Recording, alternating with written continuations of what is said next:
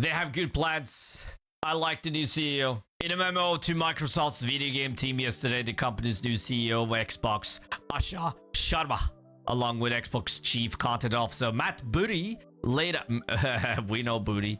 We know him. Laid out some goals. The Xbox platform will be built to be affordable, personal, and open. Their team would be called Xbox again, dropping the Microsoft gaming moniker of recent years. Already sweet and awesome. That Xbox team would, among other things, work to fortify Game Pass with sustainable economics, strengthen our 5-year slate of games, and stabilize Gen 9 as a healthy and high-quality base.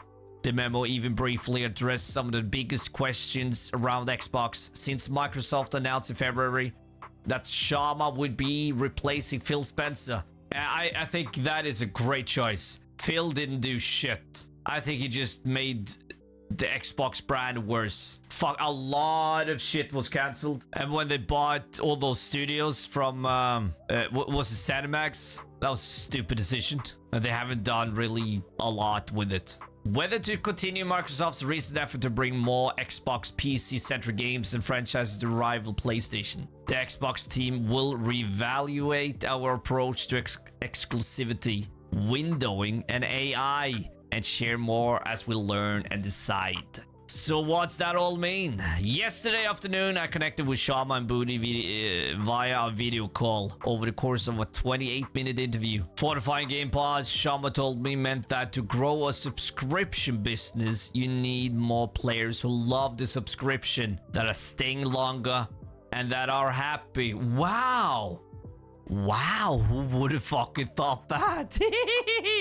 She pointed to Monday's announcement of a price reduction on the recently priced hike Game Pass subscription service. With that came the change that new Call of Duty games will now be excluded from the service until they're out for a year. We think that this decision is going to give us all 3 of those, she said. I think that's a good choice, because that also means that more people are going to buy Call of Duty. That also means that they're going to make more money, and that also means that Game Pass will be cheaper, and that people that don't care about Call of Duty will also be happy, because that drop in Call of Duty made the Game Pass cheaper. So I think everyone is happy. So if Fallout and Call of Duty is going Xbox exclusive, they're fucked. Yeah, I think those 2 needs to be for all platforms. And that's what Phil originally mentioned too. So I think that they can't fuck that up. No. Sharma's desire for Game Pass subscribers to stay longer should suggest to me that however many people as Call of Duty may have brought in when Black Ops 6 launched in 2024, those new subscribers just might not have stuck around. Exactly. Holy shit. Like, that's what I did. That's what I do many times. You know, you just subscribe just to get that maybe beta, a little playthrough, and then you're out, because there's nothing there. We've been thinking about Game Pass in 2 steps. One is just let's make sure it's affordable, which we addressed. The second is, what does value look like 8 years later after the advent of Game Pass and the world changing around us and the next generation coming online? And so we're exploring a number of different things. Like, this is good. Holy shit, she's on. Huh? I like it. Shortly after we spoke, one of those explorations appeared to leak. A 50-game Game Pass Starter Edition bundled with Discord Nitro service. Strengthening the 5-year slate, Booty told me, meant building on some fundamentals for Xbox games and the game studios. Predictable cadence, robust roadmap, aim for quality. Those are all words. I hope they can deliver. I pressed him on whether Microsoft, which had recently seen to solve its gaming drought problem, was aiming to improve game quality and create more bona fide Game of the Year contenders. They really need that. Like I said before, I think exclusives are a good thing, but it's also a shit thing at the same time. But exclusives make a brand, you know. Uncharted on all platforms wouldn't be the same Uncharted, you know. Same with Halo. Halo wouldn't be the same Halo if it came out on all platforms at launch. Halo is Xbox, Uncharted is PlayStation. Same with God of War, that is PlayStation. You know, you don't fucking think God of War. I think PC. No, it's fucking PlayStation. We have formed a team. And we're investing in console features. We are standing up the muscle to make sure that all of our performance and reliability and quality is great. We are investing in it as a first-class experience again. And we want to make sure that all the players who want to be on Gen 9 are on Gen 9 with a great console with regular updates. Yeah, like ditching console. What a weird choice Phil had. They need to show it, not just talk about it. Yeah, but hey, they already showed that like action is better than words. The price drop with Game Pass. Like fucking hell. Already I like the new CEO and their ideas. She teased that there were more updates coming, but didn't want to get ahead of their announcements. I think that Gen 9 is a great piece of hardware, and we want to make sure that gameplay and the platform experience is excellent. We know we just haven't invested as much there, and so we're getting back to that. Exactly.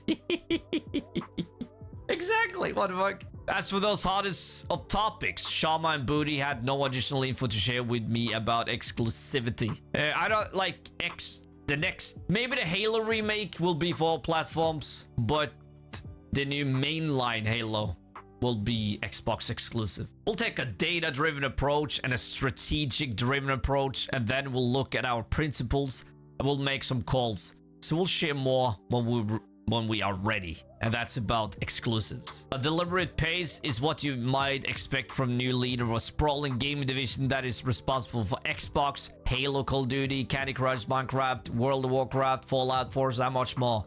But Sharma, with Booty, a 16-year Xbox veteran at her side, has made her mark quickly. That's for sure. On the 14th day since Microsoft announced she'd be running its game team, Sharma announced Project Helix, the codename for Microsoft's in-development next-gen console. On day 35, Microsoft confirmed that Sharma had retired the company's controversial "This is an Xbox" ad campaign that de-emphasized the centrality of playing Xbox games on an Xbox console. On day 59, she announced a Game Pass price cut and the removal of Call of Duty from its day and date offerings. The memo and the interview was on day 62. I was curious if Sharma had been given a mandate when she took the job. You see how effective she's been? She's done all fucking this in 2 months. Think what she can do in 2 years. The big things that we're thinking about are we want to make great games. Pointing out a Peabody Award win this week for South of Midnight. What a great game. I think it's getting a sequel. But that was great. To release Double Fine's multiplayer party brawler Kill that day as well. Is anyone actually playing that game? Fuck, they're gonna fuck up something. Yeah, like you can't fuck, as a human, you can't do everything perfect, of course. But it can't be any worse than Phil. So already it's good. But we'll see. The return of Xbox really came from an ethos of we have to restore the core. She was referring to a phrase she used in her note in late February when she introduced herself to her team in the gaming world. We have to restore the core fundamentals of our product and console. We have to restore the core and increase our strength on PC. We need to overhaul discovery and search, etc. I like it. She's like, fuck it, she's on. She's in for the brand. Before taking the Xbox job, Sharma was a top executive at the start of Porch, then Meta and Instacart, then rejoined Microsoft in 2024 to run an AI team. She said she'd meet regularly with Microsoft CEO Satya Nadella, and that during a session in his office, the possibility of the Xbox job came up. Oh, that is huge. That is, if they already talked about it in 24 and probably multiple times, that means that fuck, she did good. It's not gonna make me buy an Xbox. That's why we need exclusivity. So you'll buy an Xbox. Like I've been saying, fucking I have an Xbox. Do I use it? No. Why? Nah, fuck you can play it on PC. You play it on PC. Fuck, you don't need it. Also, if you have it on PlayStation, you can fucking play it on PlayStation too. You know, so so they need to do something there. We have one of the most incredible brands and portfolios in entertainment. And so I thought this would be a great opportunity for me to learn, a great opportunity for me to partner with Matt, with my consumer background. who's obviously got a long-standing history in content and gaming, and she said that this will really be important to the company's future. She thought that that was an incredible experience, and so far she's fucking doing amazing. Playthrough Sharma and Booty's memo is optimistic and meant to inspire the company's games team, but it's not all positives, as some of its terms are certainly open to interpretation. Players are frustrated, as stated in the memo. Our presence on PC isn't strong enough. Pricing is getting harder for people to keep up with. They describe Xbox as a challenger, an acknowledgement that, however mighty some parts of its business are, its competitors have the lead. Or they've had that for, I don't know, 2-3 years. Every Xbox game will come to PC anyways. Yeah, of course.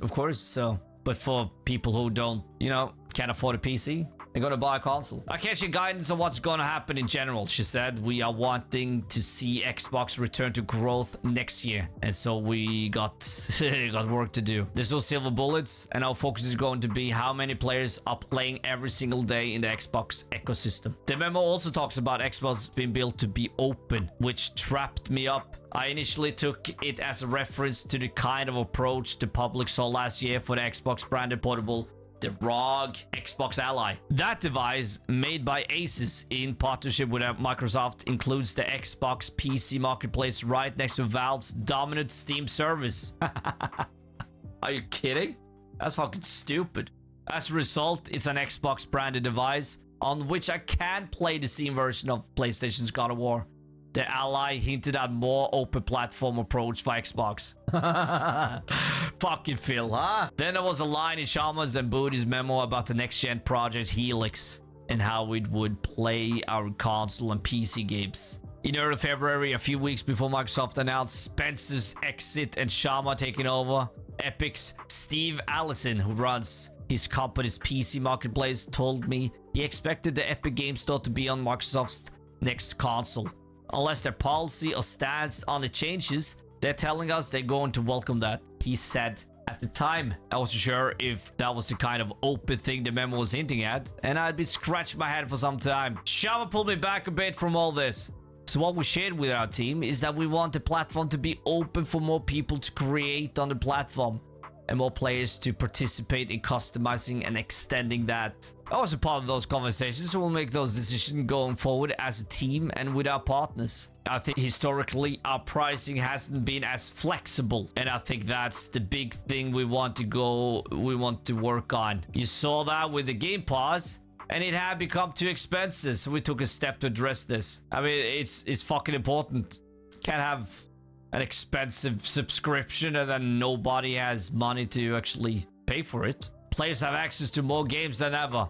Even as the cost and time to build blockbuster titles continues to rise, putting pressure on what gets made and how risk is taken. Given that, I wonder if Sharma and Booty felt there were any hard truths that what thought fans need to understand about where gaming is going.